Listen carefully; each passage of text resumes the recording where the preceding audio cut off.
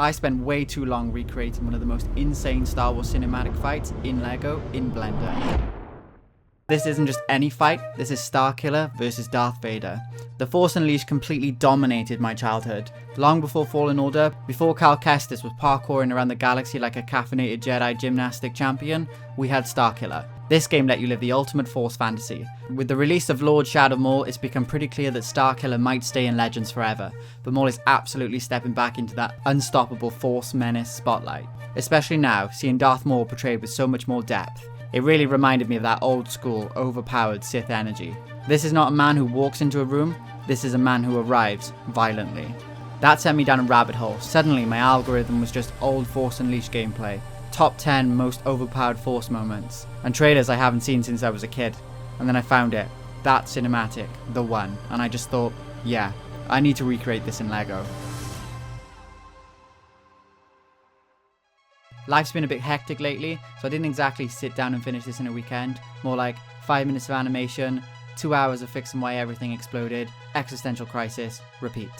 Every spare moment I had went into slowly building this thing piece by piece. One of the most important parts was getting Starkiller right. He had to be instantly recognizable. So I combined multiple custom LEGO elements from Mega Bricks, then edited and tweaked pieces to recreate his iconic shoulder details. And honestly, it started to come together way better than I expected. The torso design especially worked perfectly. Straps, buckles, everything just clicked. To save my sanity later, I split everything into multiple Blender files. Different locations, different setups, different simulations, all separated. This made it way easier to refine each character individually, add scratches, dirt and wear, build environment assets without my PC bursting into flames.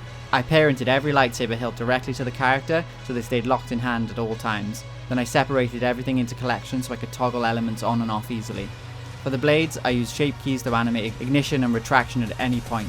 Recreating this scene was honestly a blast. I worked in chronological order so I could see everything build up naturally and adjust shots as I went. The snow was one massive particle system, because of course it was. I had to rework my composite pipeline in Nuke, so depth of field wouldn't completely break everything the second particles showed up. Because nothing says fun hobby project like debugging physics at 2 AM.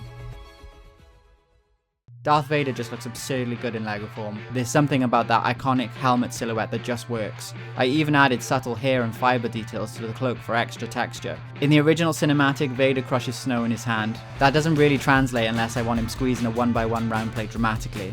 So instead I adapted it. In my version, he uses the Force to suspend a distinct snow particle in his hand. Same idea, just slightly less finger strength demonstration, slightly more cosmic intimidation. The animation style was super important. Starkiller needed to feel fast, powerful and uncontrollable, so I leaned heavily into the motion blur. Some animators prefer smear frames or exaggerated shape deformation, especially in stylized animation like the Spider-Verse, but personally, I prefer motion blur in Blender because it gives a more grounded cinematic feel. It's less comic book chaos, more you blinked and your stormtrooper is in another postcode. Every stormtrooper was individually animated, running, getting launched, reacting to impacts, all hand animated.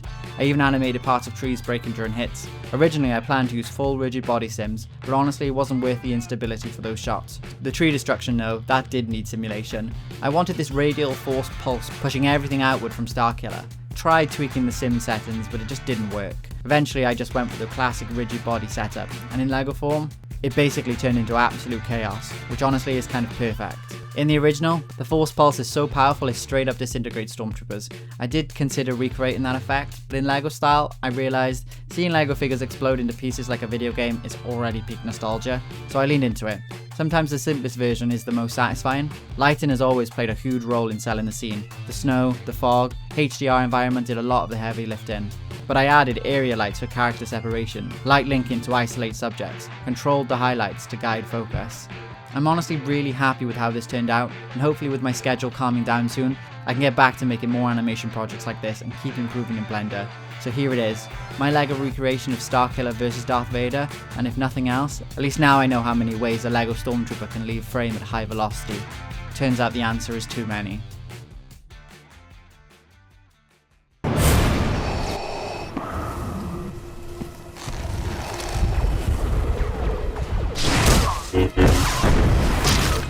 Where is she? Obey me, or she dies, apprentice.